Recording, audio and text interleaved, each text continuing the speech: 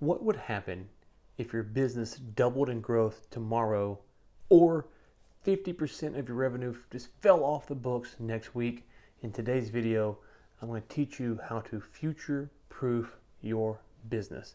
So I got 7 steps, and if you stay to the end, I'll give you exactly the first step that you need to take to get this process rolling. Number 1, first you got to find your vision. It sounds cliche, it sounds silly, but it's so true. What is your vision for the business? What are you trying to do? Make money? Yeah, everyone is. How are you trying to make money? Why are you trying to make money? Who are you trying to serve? What is your ICP, your ideal customer profile or persona?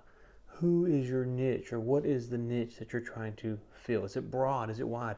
Understanding your vision, making sure everyone in your organization understands it.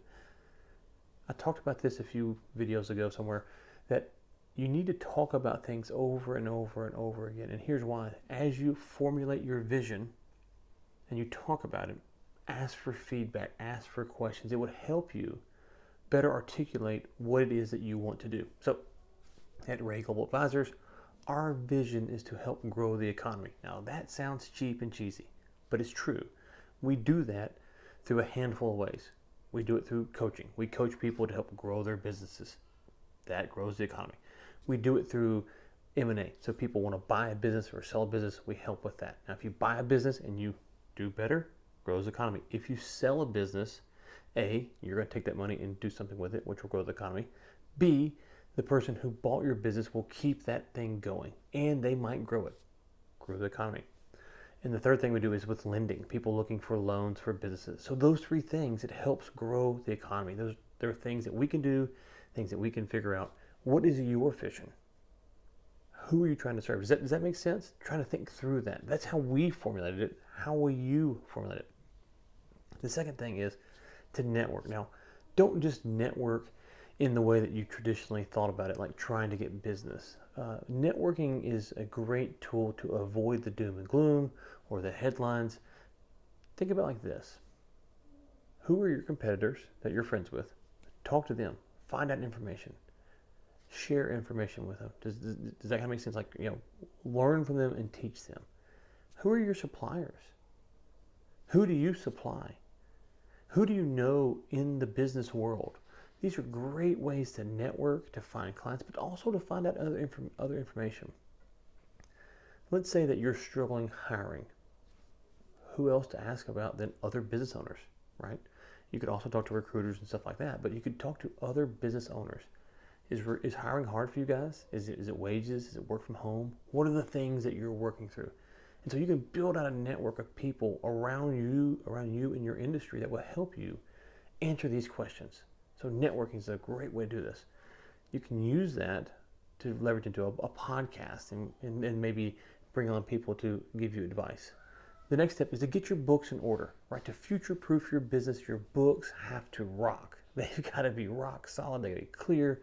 They got to be firm. You really have to understand what it takes to run the business. A lot of business owners I talk to, and maybe this is you, they go, well, I kind of do this, my taxes are that, but I run a lot through the business. It's like, right, I get that. I understand reducing taxes. But if you're trying to understand what it takes to really grow the business or secure the business, then you have to know the real numbers. So if you're not good at that, get your CPA, get a fractional CFO, hire a bookkeeper. There's a lot of tools that you can use to help you understand your books and to get them cleaned up as best as you can. Next, love on your customers. Love them. Serve them. Go above and beyond. I don't care if it's a one-off transaction or if it's long-term relationships. Put your best foot forward for them at all times, and make sure your employees are doing this as well. If things get tough, you want customers who like you, who will call you despite the fact that it hurts. They need something done, they're going to call you even though you might charge more because they know they like and trust you. Start loving your customers today. And if you're not doing that, then again, go back to that networking principle. How are you taking care of customers? How do you go above and beyond? Go buy books. There's a lot of tools out here for this stuff. Number 5, I think it is. grow. And there's three things about growth you should consider. One, organic growth. You are organically growing right now. How? Is that through inbound, outbound, whatever that is? So make sure you are maximizing that. Two, through hiring, right? If you hire a strategic A player, to use the term, salesperson that can double your revenue or increase revenue by 25%, it might hurt you. That's why you learn the books. You know what you can afford, but it can really help you. So you might pay someone $200,000 a year to bring in $3 million a year in business. It's worth it. So organic growth through your current team is one. Two is through hiring strategically. Three is through acquisition. More and more businesses today are talking about buying a business. It's a great way to grow. It's a way that you can grow quickly. You can scale up. I say quickly. An M&A process takes 6 months to a year once you have a deal. But over the next 2 years, if you think, I'm going to grow, I want to do organic growth, I want to hire strategically, and I want to do an acquisition, you can do all three and really grow your business. And again, you've future-proofed it. You've increased your chances of success. Number 6, learn. Goes back to networking, goes back to getting your books in order. It also goes back into watching more YouTube videos, listening to more podcasts, going to more conferences, maybe hiring a coach. There's a mastermind. There's a gazillion ways you can learn. How are you learning right now? How much time are you spending on learning? Answer that question. Is it really enough? Are you really getting the help that you need? Is the help working? And it might not be working because of you. You might not be investing the dollars it takes to really get yourself motivated. So I've got a stack of books right here, and I've just got those, and I'm working on some of them. And some of these behind me you can see. Because I paid what I paid for them, sometimes I read them, sometimes I don't. But I paid for stuff that's really expensive, and I've used it. So if you're not getting the results, maybe it's not the product, maybe it's you. Maybe you haven't invested enough to actually do it. Some people are fine with YouTube or podcasts, that's great, or books. I love all options. Find what works for you and then triple down on it. Number 7, this one's so obvious, I didn't start with it. Embrace the technology. Are you using AI? Are you using SaaS tools? How can you leverage technology to lower your cost and improve efficiency? That could be through outbound, inbound. It could be through all kinds of stuff. Chatbots. There's a gazillion ways. Figure out which technology pieces that you can implement into your business today and use them. Use them right now. They're easy to do. If you're not tech savvy, cool. Get a consultant group that specializes to set it up for you. It's not a problem. Okay, so now, let's go through them again. There's 7 steps. Find your vision, network, get your books in order, and I'm looking over here at my notes. Love on your customers, grow organically through hiring and through acquisition. So grow, learn, and then embrace technology. So if you pause this video and you said, man, those are the 7 things I need to do, where do I go? Well, I listed them in order for a reason. So work on the vision, get that nailed down so you understand where you're really going.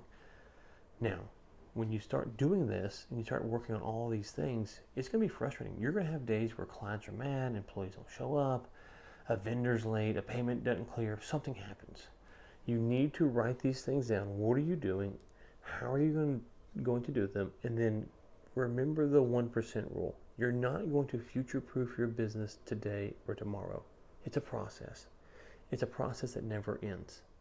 You're starting the process now. So say, okay, I want to have my vision done in 2 weeks, and spend time to work that out. And then within 2 weeks, you'll have that done.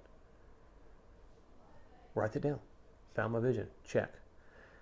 Networking. Build out a list of people that you want to network with in your community, or influencers online that you can reach out to, whatever it is. Write that down.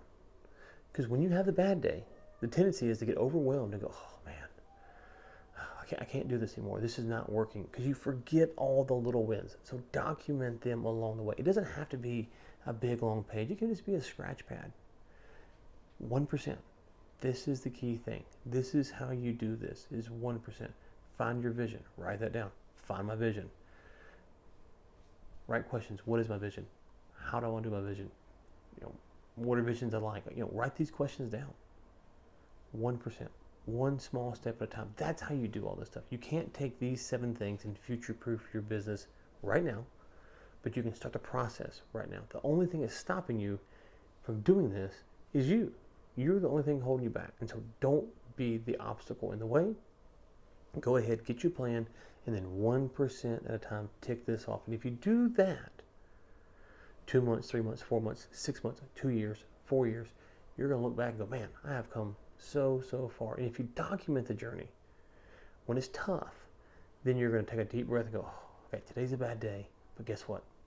I'm actually a lot further ahead than I thought I would have been when I started this process.